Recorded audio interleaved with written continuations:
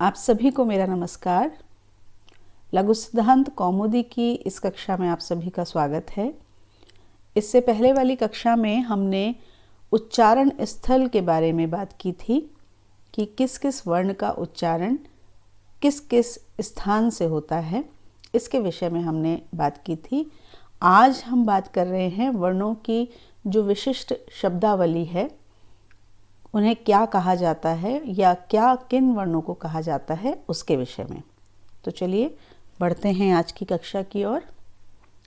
सबसे पहला, कादयो मावसानः स्पर्शः। स्पर्श किसे कहते हैं, ये प्रश्न पूछा जा सकता है। तो इसका जो उत्तर है वो इस सूत्र में है, क आदियो म अवसानः। क जिसमें आदि है, सबसे पहला वर्ण है, और म अवसाना, म अवसान में अंत में है, अर्थात क से लेकर के म तक के जो वर्ण हैं वो स्पर्श कहलाते हैं।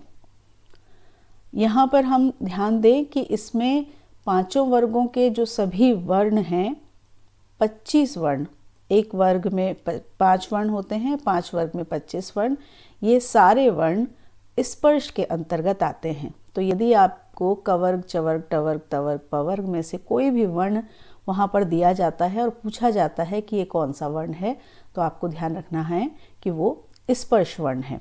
और इन्हें स्पर्श वर्ण जो कहा जाता है वो किस लिए कहा जाता है, क्योंकि इनका जब उच्चारण होता है तो जिह्वा के साथ ओष्ठ का भी, जिह्वा का स्पर्श यहाँ पर होता है, उस स्पर्श होने के कारण, और क्योंकि वो स्पर्श कर रहा है उसको, इसलिए इसको स्पर्श वर्ण कहा जाता है। फिर हम अगली बात करें, अगले सूत्र पे आए, यणो अंतस्थः। यण हमने माहेश्वर सूत्र किया था, वहाँ हमने यण देखा था। तो यण का अर्थात यण में कौन कौन से वर्ण आते हैं, य, व, र, ल। तो ये जो 4 वर्ण हैं वो कहलाते हैं अंतस्थ वर्ण। अंतस्थ वर्ण क्यों कहते हैं, क्या मतलब है इसका?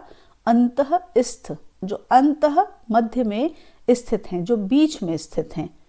तो किसके बीच में स्थित हैं? तो इसके लिए कहा जाता है कि माहेश्वर सूत्र में ये जो वर्ण हैं वो स्वर और व्यंजन के बीच में स्थित हैं, मध्य में स्थित हैं, इसलिए इनको अंतस्थ वर्ण कहते हैं। और यह भी माना जाता है विद्वानों के द्वारा कि जो स्पर्श वर्ण हैं, अभी हमने बात की स्पर्श वर्णों की, पांचों वर्गों के पांचों वर्ण, और जो ऊष्म वर्ण हैं, अभी अगले सूत्र में हम ऊष्म वर्ण की बात करेंगे, इनके मध्य होने से इनको अंतस्थ कहते हैं। इसके अतिरिक्त ये भी माना जाता है कि इनका जो उच्चारण स्थान है वो इस तरह का है कि ये स्वर भी कहलाते हैं और व्यंजन भी। कुछ कुछ स्वर का भाव आता है इनमें और कुछ कुछ व्यंजन का, इसलिए भी इनको अंतस्थ कहलाते हैं। अंग्रेजी में अगर हम बात करें तो इन वर्णों को अर्ध स्वर भी कहा जाता है, सेमी वोवल, और उसका भी यही कारण माना जाता है कि ये इनका जो उच्चारण है वो इस प्रकार का है कि ये स्वर और व्यंजन के मध्य आते हैं, इसलिए इनको अंतस्थ कहा जाता है। तो 2 बात हमारे लिए स्पष्ट हो गई कि स्पर्श कहते हैं कवर्ग से लेकर के मवर्ग तक, म तक के जो वर्ण हैं उनको स्पर्श कहा जाता है। अंतस्थ वर्ण कहा जाता है य, व, र, ल। अगले सूत्र पर बढ़ते हैं। अगला सूत्र है शल ऊष्माणः।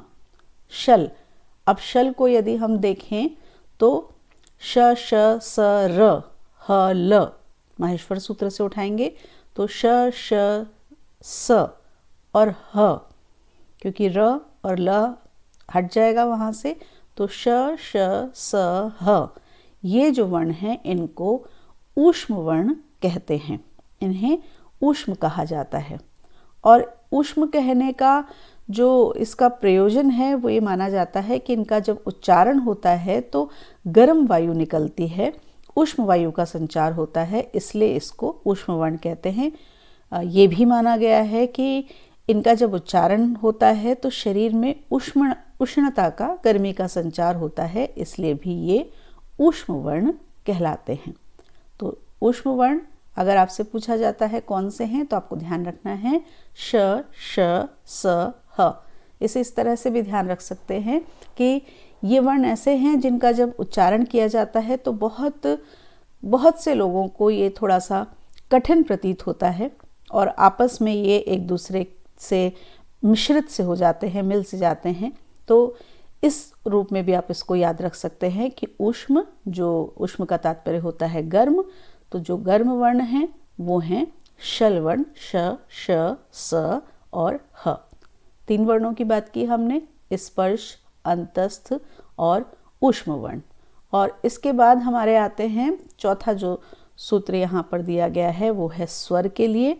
हम बात कर चुके हैं, पुनः देखते हैं। अचः स्वरः, स्वर क्या हैं? जो अच हैं, अच में जिनकी गणना हुई है वो है स्वर। तो फिर से हम माहेश्वर सूत्र के लिए जाएं। मैं आपको प्रारंभ में ही बता चुकी हूँ कि हमारे जो माहेश्वर सूत्र हैं वो हमारी व्याकरण की नींव के पत्थर हैं। उनके बिना हम एक कदम भी, एक पग भी आगे नहीं बढ़ सकते हैं। तो वही बात यहाँ बताई है कि अच में जो आते हैं वो होते हैं स्वर।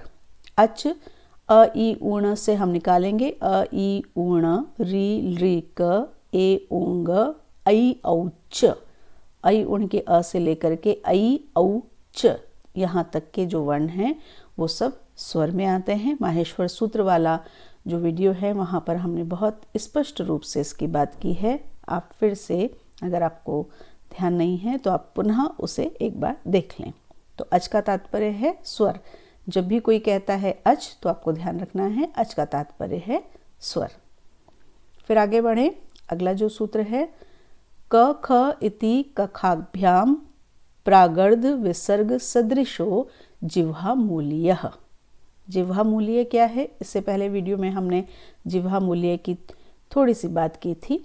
यहाँ उसके लिए सूत्र दिया गया है कि क और ख इससे पहले लेकिन अच से परे विसर्ग आने पर वो जो विसर्ग है वो आधे विसर्ग के समान हो जाता है, तो उसे जिह्वा मूल्य कहते हैं। विसर्ग का चिन्ह हम 2 बिंदु के रूप में लगाते हैं, लेकिन जिह्वा मूल्य का जो चिन्ह होता है वो, जैसे हम चंद्र बिंदु का जो चंद्र है उसको ऊपर और नीचे 2 रूपों में आपको यहाँ पर दिखाई दे रहा है, इस रूप में जब लगाते हैं तो इसको जिह्वा मूल्य कहा जाता है। तो क और ख से पूर्व जब ये होता है तो ये जिह्वा मूल्य होता है, और अगर किसी और वर्ण से परे होता है तो क्या होता है उसके लिए हम पढ़ते हैं आगे के सूत्र में। अगला सूत्र है प फ इति पपाभ्याम प्रागर्ध विसर्ग सदृश उपध्मानीय। वही बात, यहाँ पर अंतर इतना सा है कि वहाँ क और ख था, यहाँ पर प और फ है। प और फ से पहले लेकिन अच के बाद यदि विसर्ग आता है तो वह आधे विसर्ग के समान हो जाता है और उसको वहाँ पर उपध्मानीय कहा जाता है। इसका जो रूप है वो उसी तरह से है। चंद्र बिंदु का जो आधा चंद्र है उसको ऊपर और नीचे जब लगाते हैं, जो आपको सामने दिखाई दे रहा है, तो वो होता है उपध्मानीय। अगले सूत्र पर आते हैं। अनुस्वार और विसर्ग किसे कहते हैं हम जानते हैं, लेकिन ये सूत्र से अगर पूछा जाए तो अनुस्वार और विसर्ग के लिए अम अह इत्यचः परावनुस्वार विसर्गौ। अम अह ये अनुस्वार और विसर्ग हैं। क्योंकि ये किसी स्वर से ही लगते हैं तो हम इसको अवर्ण से लगा करके इसको स्पष्ट करने के लिए इस प्रकार से लिख सकते हैं। इनका जो रूप होता है, जो अनुस्वार है उसका ऊपर एक बिंदी के रूप में होता है, और जो विसर्ग होता है वो बाद में, स्वर के बाद में 2 बिंदी के रूप में होता है। इस प्रकार से इनको इस चिन्ह के द्वारा हम देख सकते हैं, और ये हमें स्पष्ट ही है, पहले ही हम इस बात को कर चुके हैं। आप लोग जानते ही हैं कि अनुस्वार और विसर्ग हमेशा स्वर के आगे ही लगते हैं। किसी में व्यंजन में यदि स्वर नहीं मिला है, आधा अगर कोई व्यंजन है, तो वहाँ पर अनुस्वार और विसर्ग का प्रयोग नहीं किया जा सकता है। तो आपको ध्यान रखना है, ये प्रश्न किसी भी रूप में आए तो आप इसका उत्तर दे सकते हैं कि स्पर्श किसे कहते हैं, क वर्ग क से लेकर के म तक के पांचों वर्गों के जो पांचों वर्ण हैं उन्हें स्पर्श कहते हैं। अंतस्थ कहते हैं य व र ल को। ऊष्म कहते हैं श श स ह को। अच का तात्पर्य है स्वर। जिह्वा मूल्य क वर्ग क और ख से पहले जो विसर्ग आता है उसे कहा जाता है जिह्वा मूल्य, आधे विसर्ग के समान जिसकी ध्वनि होती है। प और फ से पूर्व इसी रूप में यदि विसर्ग आता है तो उसे उपध्मानी ही कहते हैं। और अनुस्वार और विसर्ग जो चिन्ह हैं, जो बिंदी के रूप में ऊपर आता है वो अनुस्वार, और जो स्वर के बाद में दो बिंदी के रूप में आता है उसे हम कहते हैं विसर्ग। तो यहाँ पर हमने वर्णों की एक शब्दावली को आज समझा है, तो इसे आप ध्यान रखिएगा क्योंकि ये परीक्षा में किसी भी रूप में पूछा जाता है। अगले कक्षा में हम बढ़ेंगे संज्ञा प्रकरण के 11वें सूत्र की ओर, क्योंकि 10 जो सूत्र हैं हमारे वो पूरी तरह से हमने विस्तार से उनकी हर बात को कर लिया है, हमें सारी बात स्पष्ट हो गई है। तो अगले सूत्र में हम बढ़ेंगे 11वें सूत्र की ओर। तब तक पढ़ते रहिए, आनंद से रहिए। धन्यवाद।